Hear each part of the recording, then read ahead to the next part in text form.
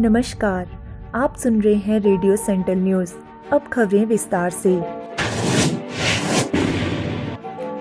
देश में corona virus कोविड-19 संक्रमण के मामले लगातार बढ़ते जा रहे हैं और पिछले 24 घंटों के दौरान 1752 नए मामले सामने आने के साथ ही संक्रमितों की संख्या 23,000 के पार पहुंच गई तथा इस दौरान इस संक्रमण के कारण 37 लोगों की मौत होने से मृतकों का आंकड़ा 723 हो गया है।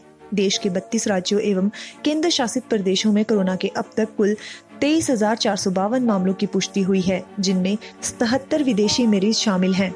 कोरोना से संक्रमित लोग के स्वस्थ होने की रफ्तार भी तेज हुई है और पिछले 24 घंटों में कोरोना से संक्रमित 479 लोगों के स्वस्थ होने के साथ ऐसे लोगों की संख्या 4,814 पर पहुंच गई है। स्वास्थ्य मंत्रालय की ओर से जारी आंकड़ों के मुताबिक कोरोना वायरस से सबसे गंभीर रूप से प्रभावित महाराष्ट्र में संक्रमितों की संख्या में एक दिन में 778 की वृद्धि दर्ज की गई और कुल आंकड़े 6,430 पर पहुंच गए।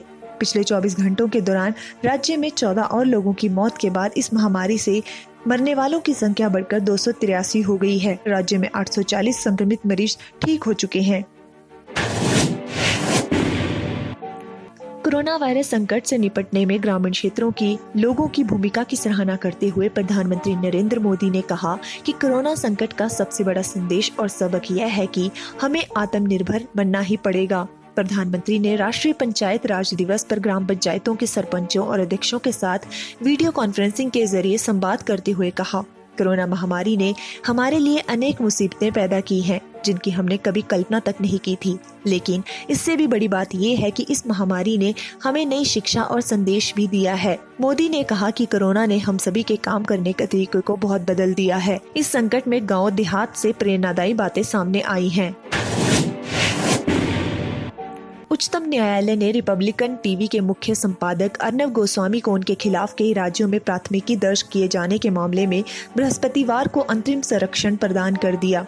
ये प्राथमिकी महाराष्ट्र के पालघर में हाल ही में हिंसक भीड़ द्वारा 2 साधुओं सहित 3 व्यक्तियों को पीट कर हत्या की घटना से संबंधित कार्यक्रम में कथित रूप से अपमानजनक बयानों के संबंध में दर्ज कराई गई है। न्यायमूर्ति धनंजय भाई चंद्रचूड़ और न्यायमूर्ति M.R. शाह की पीठ ने वीडियो कॉन्फ्रेंसिंग के माध्यम से सुनवाई के दौरान वरिष्ठ अधिवक्ता मुकुल रोहतगी के कथन का संज्ञान लिया और कहा कि गोस्वामी को समाचार चैनलों से प्रसारित कार्यक्रम में कथित अपमानजनक बयानों के मामले में किसी भी तरह के दंडात्मक कार्रवाई से संरक्षण मिला रहेगा।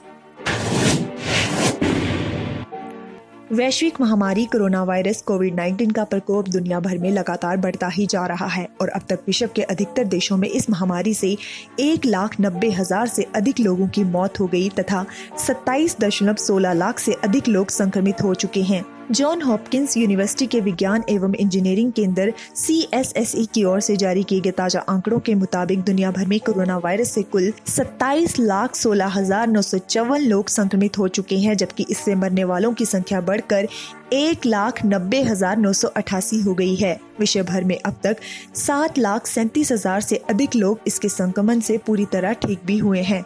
जॉन्स हॉपकिंस यूनिवर्सिटी के विज्ञान एवं इंजीनियरिंग केंद्र CSSE की ओर से जारी किए गए आंकड़ों के मुताबिक अमेरिका में कोरोना वायरस से दुनिया में सर्वाधिक लोग संक्रमित हुए हैं तथा वहां सबसे अधिक मौतें भी हुई हैं। विश्व की महाशक्ति माने जाने वाले अमेरिका में यह महामारी विकराल रूप ले चुकी है, जहां पर अब तक 8,68,395 लोग इससे संक्रमित हुए हैं, जबकि संक्रमण के कारण मरने वालों का आंकड़ा 50,000 के करीब पहुंचने वाला है। अब तक कोरोना से 49,861 लोगों की मौत हो चुकी है। अमेरिका में इस बीमारी से अब तक 77,000 से अधिक लोग ठीक भी हुए हैं। यूरोप में सबसे गंभीर रूप से प्रभावित देश इटली में इस महामारी के कारण अब तक 25,549 लोगों की मौत हुई है और अब तक 1,79,973 लोग इससे संक्रमित हुए हैं तथा 54,543 लोग स्वस्थ होकर घर लौट चुके हैं। वैश्विक महामारी बन चुके कोरोना वायरस कोविड-19 के बढ़ते प्रकोप के कारण दुनिया भर में क्रिकेट गतिविधियां ठप पड़ जाने के बीच भारतीय क्रिकेट कंट्रोल बोर्ड BCCI ने सुझाव दिया है कि ICC विश्व टेस्ट चैंपियनशिप को स्थगित कर दिया जाए। विश्व की number 1 test team Bharat test championship की तालिका में पहले स्थान पर मजबूती से विराजमान है और फाइनल के लिए क्वालिफाई करने की प्रबल दावेदार है। ऑस्ट्रेलिया दूसरे स्थान पर है। भारत और ऑस्ट्रेलिया को इस साल के आखिर में 4 टेस्टों की सीरीज खेलनी है, जबकि ऑस्ट्रेलिया इस सीरीज को 5 टेस्ट की कराने की योजना बना रहा है। कोविड-19 के दुनिया भर में लगातार बढ़ते हुए संक्रमण के कारण क्रिकेट आयोजन बुरी तरह प्रभावित हुए हैं, जिसके मद्देनजर अंतर्राष्ट्रीय क्रिकेट परिषद 2023 तक अपने भविष्य के कार्यक्रमों में बदलाव पर विचार करेगी। आईसीसी ने गुरुवार को वीडियो कॉन्फ्रेंसिंग के जरिए हुई एक बैठक के बाद यह जानकारी दी थी। कोरोना वायरस महामारी के कारण 25 से 30 अगस्त तक होने वाली यूरोपीय एथलेटिक्स चैंपियनशिप भी रद्द होने से खिलाड़ियों को लगभग पूरा सत्र ही गंवाना पड़ गया है। एक बयान में चैंपियनशिप की आयोजन समिति और फ्रेंच एथलेटिक्स महासंघ ने कहा, हमारे लिए इंसान की सेहत और कोरोना वायरस महामारी के खिलाफ लड़ाई इस समय किसी और भी चीज से ऊपर है। इससे पहले टोक्यो ओलंपिक 1 साल के लिए टल चुके हैं, जबकि डायमंड लीग के यूजीनी, ओरेगोन और पेरिस चरण स्थगित किए जा चुके हैं। यूरोपीय एथलेटिक्स ने कहा कि आयोजन समिति और FFAA के बीच हुई बैठक के बाद यह फैसला लिया गया।